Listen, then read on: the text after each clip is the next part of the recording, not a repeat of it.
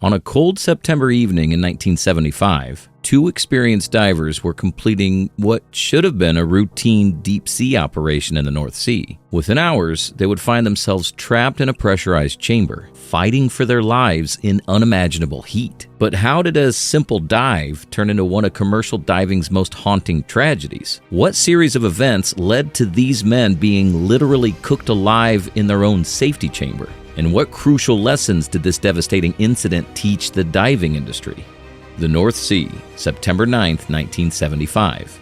The Waage Drill II, an oil rig standing against the harsh Scottish waters in the East Shetland basin. For Peter Holmes, 29, and Roger Baldwin, 24, this was their workplace, a world few can imagine. The Bruce oil field was their office for weeks at a time. These weren't your average recreational divers. As saturation divers, they lived in a pressurized environment for 30 days straight, diving daily and resting in pressurized chambers at night. Inside these chambers, the air was mostly helium mixed with oxygen, giving everyone that distinctive high-pitched voice that becomes normal after a few days. While recreational divers go up and down in a single day, these men stayed under pressure for weeks, requiring a grueling 5-day decompression schedule just to switch out dive teams. The tight quarters of their pressurized home were challenging, but it was all part of the job. This technique allowed them to work at extreme depths without worrying about the decompression sickness after every dive. Unlike regular diving, where nitrogen in the air dissolves into body tissues like a sponge absorbing water, saturation diving pre-saturates the body with inert gases at the desired depth, making extended deep sea work possible. The day's task seemed simple enough. Clear some tangled rope that had wrapped itself around the guideposts of the blowout preventer. Just another maintenance job in the life of a commercial diver. But nobody could have predicted how this routine operation would spiral into disaster. The dive itself went smoothly. Holmes and Baldwin had completed their work at 390 feet and were ready to head back up. In the world of saturation diving, heading up doesn't mean immediately returning to the surface. Instead, the plan was to decompress the men to 310 feet in their diving bell, then transfer them into the chamber complex where they would remain under pressure. This is where things get technical and where the seeds of disaster were planted. The diving system's control panel was a complex array of valves and gauges, with one particular gauge, the Heiss gauge, being considered the most accurate. It was common practice for supervisors to use this gauge to track the diver's depth throughout their ascent and transfer. The idea was simple: use one reliable gauge instead of risking discrepancies between multiple readings. The first signs of trouble.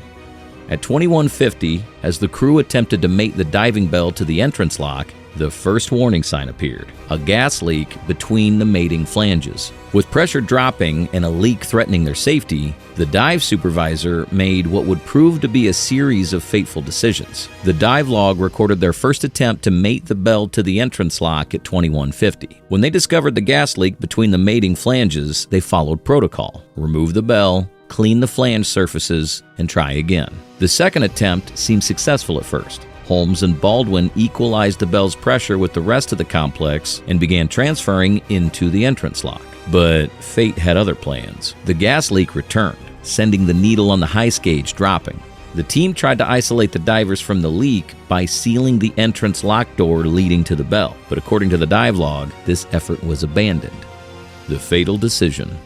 The supervisor then ordered the men into Chamber 1 for their protection. Both Holmes and Baldwin leaned against the inside hatch while a small amount of helium was injected to seal the door. This is where the fatal oversight occurred. The supervisor forgot to reset the valves to reconnect the Heiss gauge with Chamber 1. Even more critically, the entrance lock depth gauge had been turned off to avoid confusion from different gauge readings, leaving Chamber 1 completely unmonitored. The point of no return. What happened next would seal the fate for both divers. Believing he needed to stabilize the chamber's pressure, the supervisor began pumping in large quantities of pure helium. But remember, he was watching the wrong gauge. While he thought he was fixing a pressure drop, he was actually forcing Chamber 1's pressure to skyrocket. In just minutes, the pressure inside Chamber 1 shot from 310 feet to an astronomical 650 feet. But the pressure wasn't the only thing rising. The rapid compression, combined with helium's unique properties, turned the chamber into what was essentially a pressure cooker. The temperature soared from around 90 degrees Fahrenheit to a scorching 120 degrees. Inside the chamber, Holmes and Baldwin quickly realized something was terribly wrong. The heat became unbearable. They pulled desperately at the chamber hatch, trying to escape, but the pressure differential made it impossible to open. In a last-ditch effort to survive, they stripped the mattresses from their bunks, trying to find relief by pressing themselves against the slightly cooler aluminum surfaces. The final hours.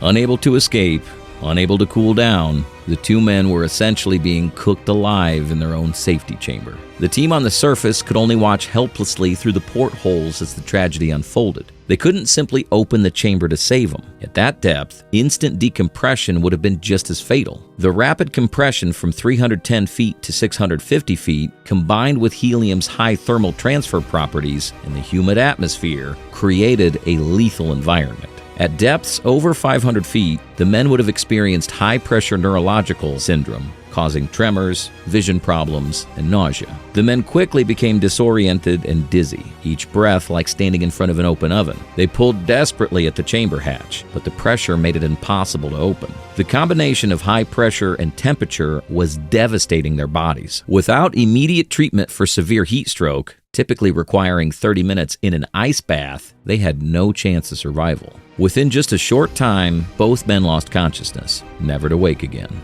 The official cause of death was recorded as hyperthermia, though they could have died from brain swelling through the base of the skull or major organ failure. The aftermath.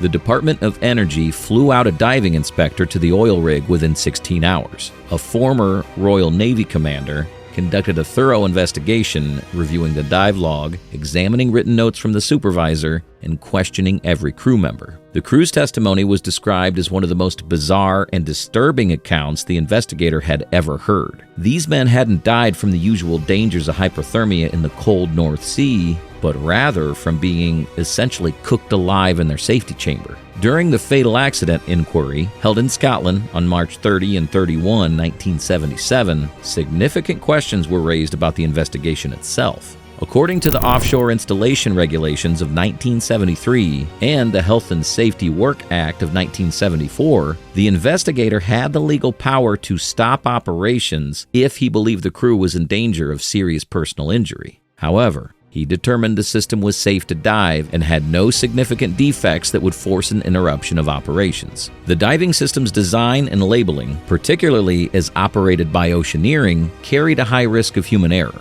a risk that only increased during emergencies when distractions were at their peak. The company's own safety officer admitted that the control panel's plumbing setup contributed directly to the accident. Lessons and legacy. Today, the Waage Drill II accident stands as a reminder of how critical proper system design and clear instrumentation are in high-risk operations. The deaths of Peter Holmes and Roger Baldwin led to significant changes in diving chamber design and monitoring systems. The tragedy highlights a crucial truth in commercial diving. Sometimes the greatest dangers aren't from the depths themselves, but from the very systems designed to keep divers safe. Every gauge, every valve, every procedure must be foolproof, because in the unforgiving world of deep-sea diving, there's no room for error. These men weren't inexperienced beginners who made a mistake. They were skilled professionals who fell victim to a system that wasn't designed to prevent human error. Their story continues to be taught in diving schools around the world, as a reminder that in the dangerous world of commercial diving, clear communication, proper system design, and careful attention to detail can mean the difference between life and death. Remember the names: Peter Holmes and Roger Baldwin.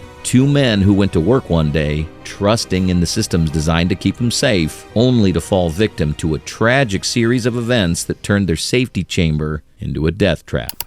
Make sure to subscribe to the channel for more unheard diving stories. Thanks for watching.